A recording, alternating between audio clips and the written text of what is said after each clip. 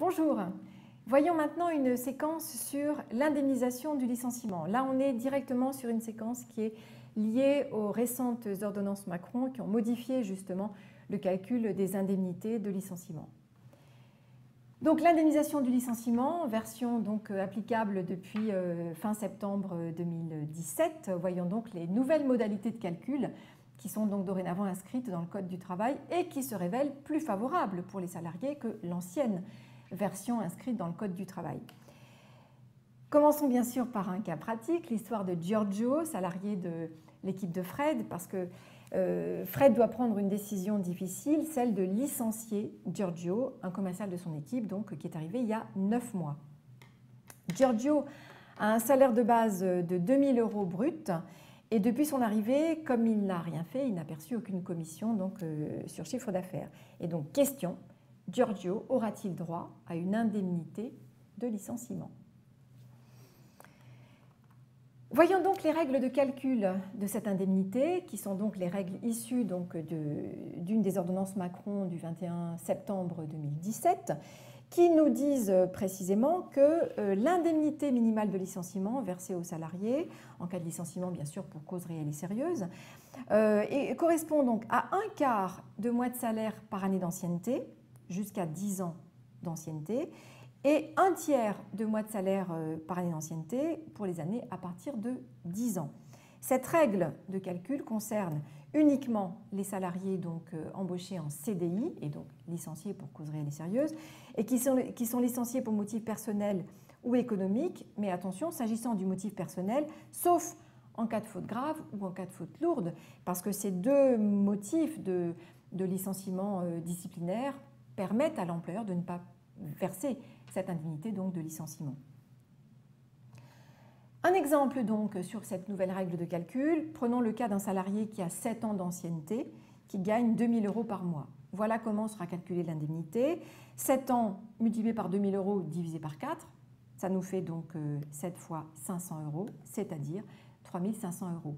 Pour vous permettre de faire comment dirais-je, de voir ce qui était le régime avant donc l'ordonnance, cette ordonnance, on était auparavant sur 1/5 de mois de salaire par année d'ancienneté. Donc ce n'était pas 1/4, c'était 1/5, donc effectivement un calcul moins favorable pour le salarié. Bien sûr, les conventions collectives peuvent prévoir toujours des modalités de calcul plus intéressantes pour les salariés. Le contrat de travail aussi d'ailleurs peut le prévoir.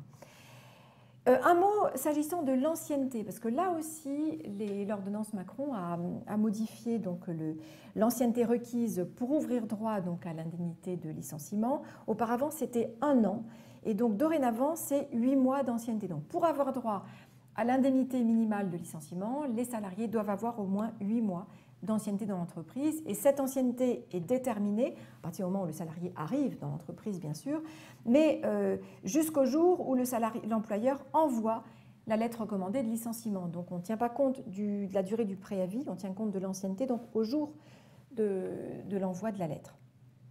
Cette ancienneté se calcule uniquement en nombre d'années et en mois, ce qui veut dire qu'en cas d'année incomplète, on calculera donc l'indemnité au prorata du nombre de mois complets. Exemple, si un salarié travaille 10 ans, 5 mois et 20 jours, on retiendra seulement 10 ans et 5 mois pour calculer l'indemnité. On ne tiendra pas compte des 20 jours, on ne proratisera pas le montant sur les 20 jours. Alors, certaines conventions collectives prévoient une proratisation même en nombre de jours, donc dans ce cas, bien sûr, on continuera à appliquer la convention, évidemment, mais légalement, si rien n'est prévu par un autre texte, on ne comptera donc que par rapport aux années et aux mois entiers. Alors, quel est le salaire à prendre en compte pour le calcul de l'indemnité? Là, on a 2 formules à comparer.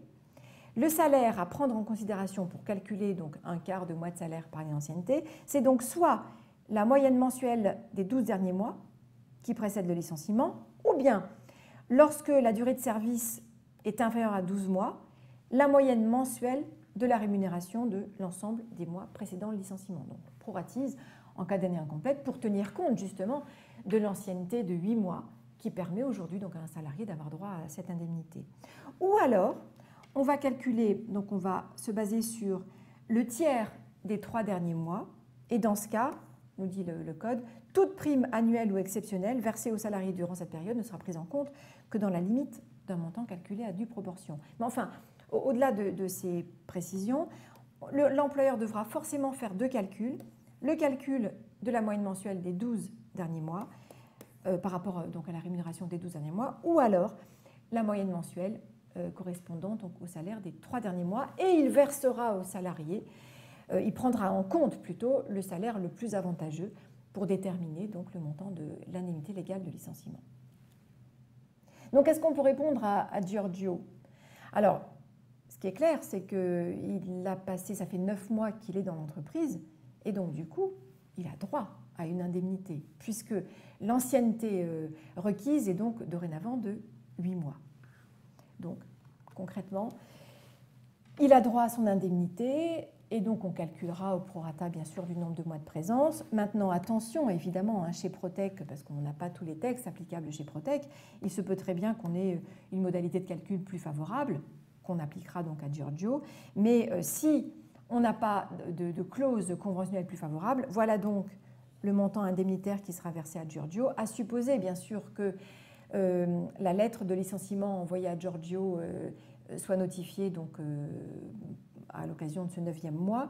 Et donc Giorgio aura donc droit à 2 000 € divisé par 12 multiplié par 9, ce qui nous fait 1 500 €, qu'on divisera par un quart, par 4, ce qui nous fait donc 375 € d'indemnité donc de licenciement prononcée donc, dans ce cas de figure. Voilà comment ça se passe. Vous avez tout compris sur le montant ou le calcul de cette indemnité. On reparlera dans une autre séquence du nouveau barème de l'indemnisation, mais du licenciement cette fois-ci abusif.